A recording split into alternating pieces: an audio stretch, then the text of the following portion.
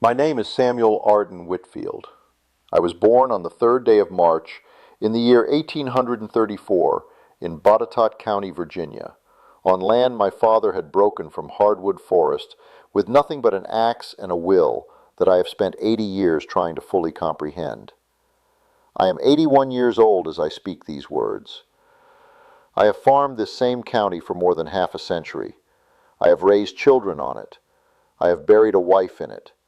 I have watched the seasons turn over this ground so many times that the turning itself has become a kind of conversation.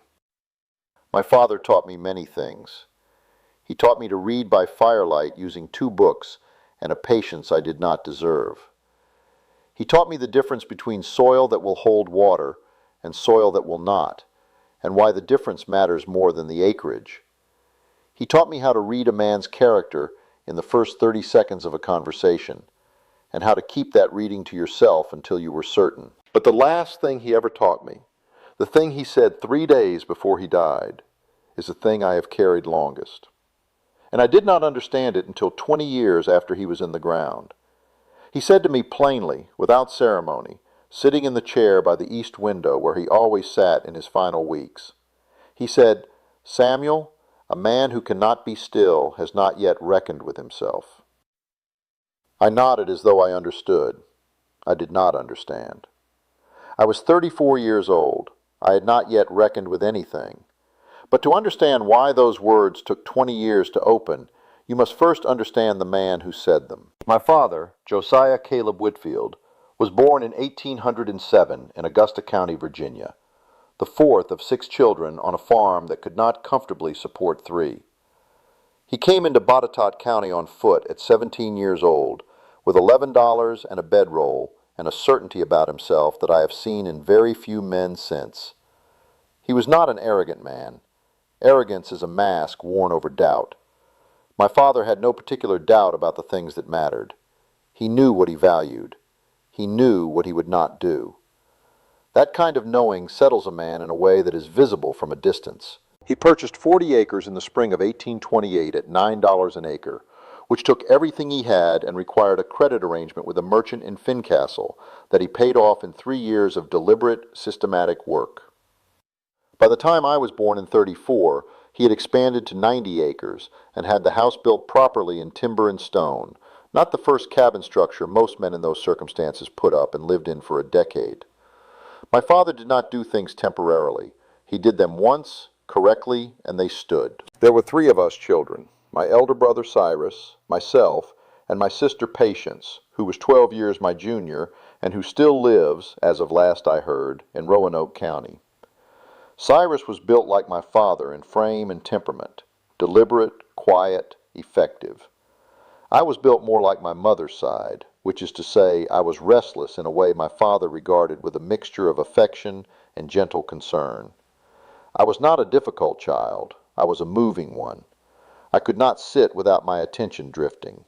I could not hold a task if a larger task presented itself on the horizon. My father watched this in me from an early age and said very little about it directly.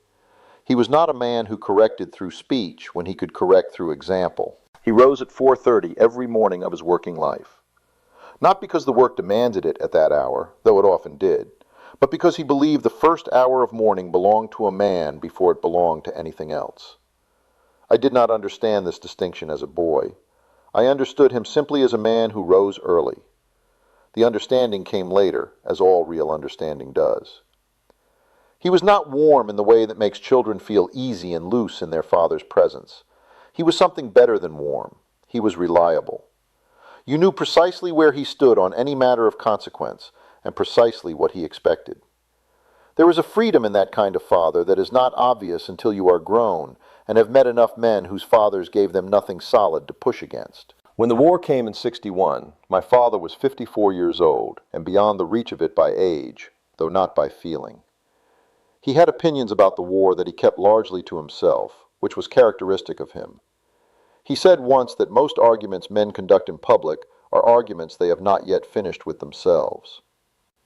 He watched Cyrus enlist in the spring of '62 with the same steady expression he wore for everything. He shook Cyrus's hand at the gate. He did not go further than the gate. I was there. I watched it. I have thought about it many times since, and I believe now that it was one of the hardest things he ever did, staying at that gate. I did not enlist. I say this without extensive defense. I had a wife by then, a daughter barely walking, and a decision to make that I made.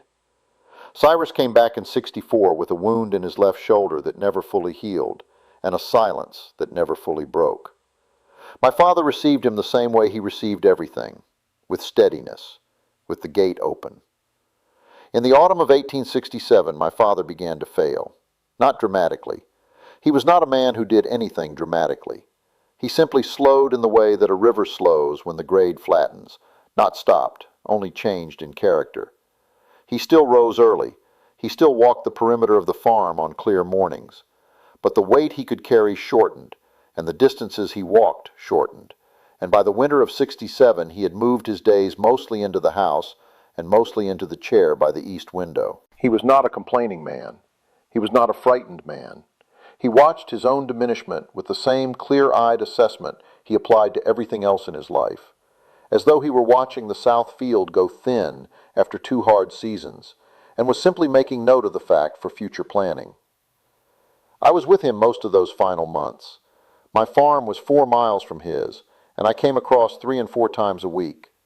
We talked about the land. We talked about Cyrus, who had moved west by then.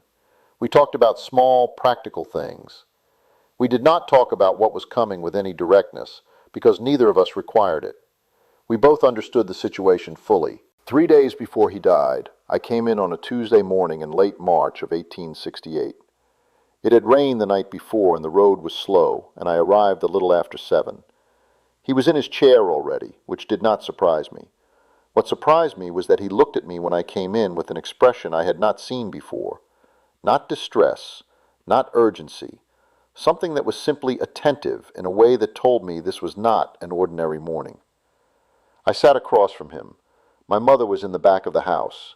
It was just the 2 of us in the front room, with the east light coming through the window at that low March angle, the kind that catches dust in the air and makes everything look briefly like it is lit from inside.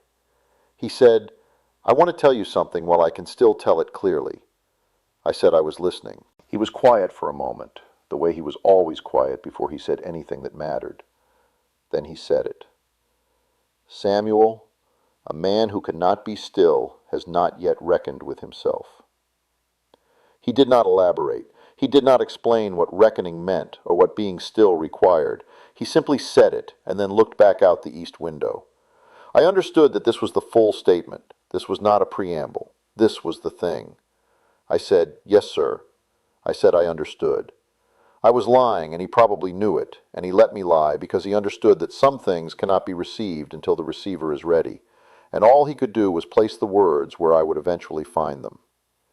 He died on the 29th of March, quietly, in his sleep, in the chair, which was entirely in keeping with his character.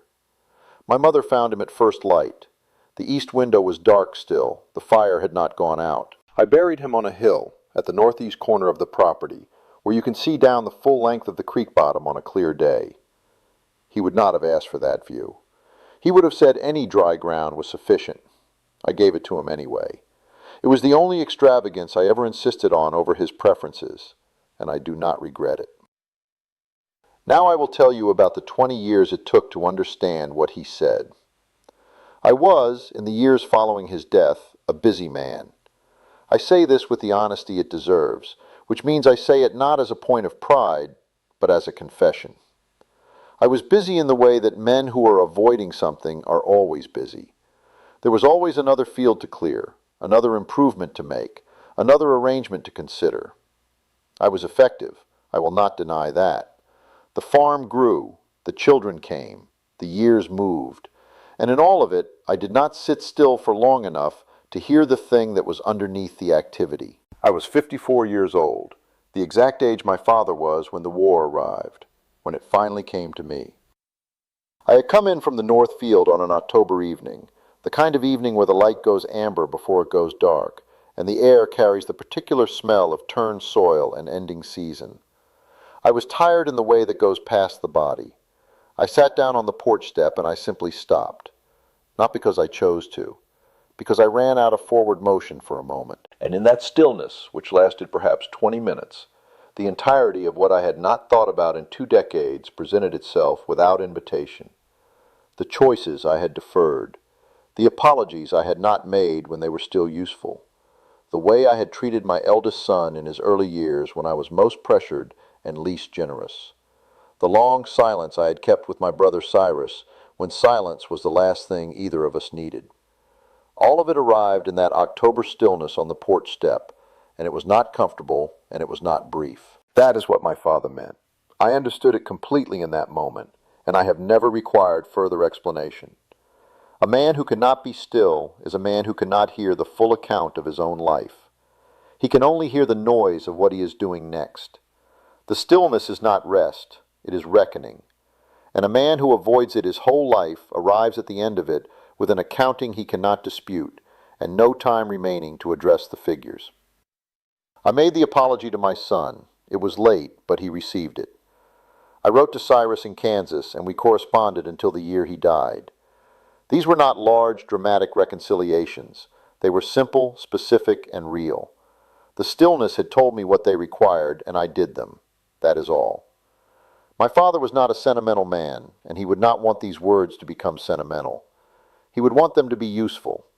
So I will say it to you in the same plain way he said it to me, and trust you to find it when you are ready to find it. A man who cannot be still has not yet reckoned with himself. You do not need to wait 20 years as I did. The stillness is available in any ordinary moment if you will stop long enough to enter it. The field will wait. The next task will wait. What will not wait is the time you have remaining to do something with what the stillness tells you. I have been still many mornings on this porch since that October evening. I have not always liked what the stillness had to say, but I have listened. And that is the last thing my father ever taught me, given 3 days before his death in a chair by an east window in the long March light of 1868. I received it 20 years too late, and still in time enough to matter. That is the whole of it,